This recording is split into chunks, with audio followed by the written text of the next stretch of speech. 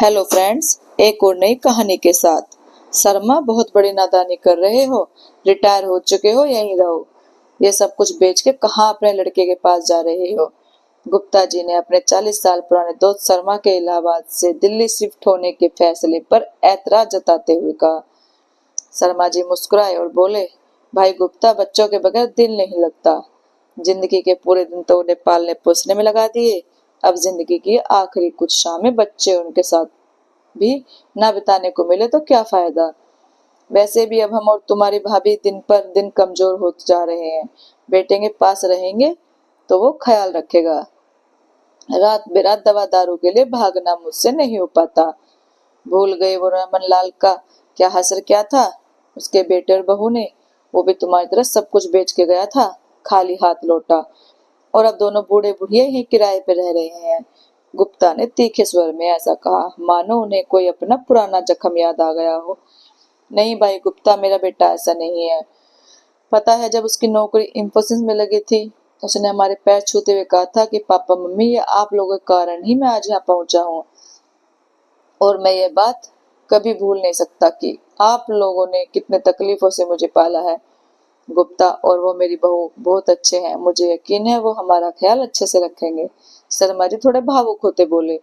गुप्ता ने बुरा सा मुंह बनाते हुए कहा, मुगालते में हो शर्मा, ये आजकल के लड़के बहुए माँ बाप को नौकर बना के रखते हैं। ऐसी बेतुकी बातें तुम मुझसे तो मत की करो। अकल से काम लो। तुम पश्चिम में सूरज उदय होने जैसी बात कर रहे हो, पछताओगे एक दिन। ठीक है यार, कुछ हुआ तो घर तो रहेगा ही मेरा। वैसे ये मेरे बेटे की नहीं, मेरे देह संस्कारों की परीक्षा है। अब देखना कि क्या मैं इसमें पास होता हूँ या फिर। शर्मा जी गुप्ता से गले लगते भावुक स्वर में बोले और फिर अपनी पत्नी के साथ दिल्ली के लिए निकल गए। आज शर्मा जी को दिल्ली आए 1 साल हो गया। उनके बेटे बहू दोनों जॉब करते हैं। वो दोनों अपनी कंपनी में बहुत ऊंची पोस्ट पे पहुंच चुके हैं। शर्मा और उनकी पत्नी घर में अपने पोते के साथ खेलते जिंदगी की शामें सुख से बिता रहे हैं। पापा, एक खुशखबरी है। मुझे कंपनी से बहुत बड़ा ऑफर मिला है। मैं अपनी कंपनी से 6 महीने के लिए अमेरिका जा रहा हूँ।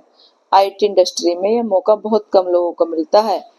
हाँ, कहने से पहले सोचा आपसे पूछ लूं। शर्मा जी के बेटे रघुवेंद्र ने सबसे पहले ये खुशखबरी अपने पिता को सुनाई।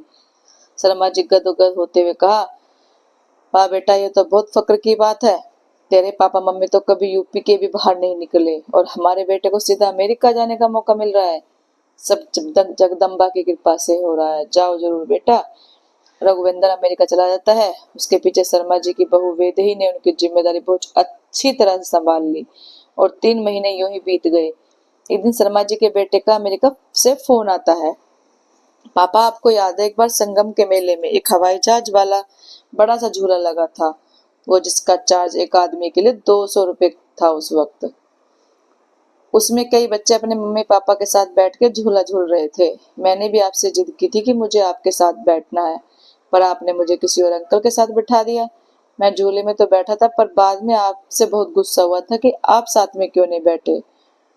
पर बड़े होके मुझे समझ आ गया था कि आपके लिए उस समय 200 रुपये भी बहुत होते थे।